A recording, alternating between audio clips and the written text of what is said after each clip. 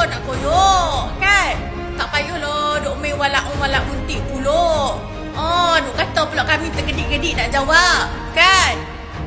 Habis tu kami rakyat tak boleh nak bersuara ke? MJ tak boleh langsung.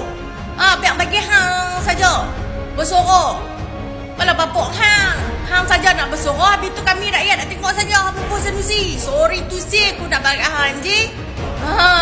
Nah, kalau dah kalah tu tak payahlah duk buat teruk-teruk sangat lah. Lagi satu aku nak bagi hang, siapa yang rakyat-rakyat Kedah tu menunggu. Aku rasa rakyat Kedah ni berapa kakak ekor saja yang duk jadi gen hampa ni, kan?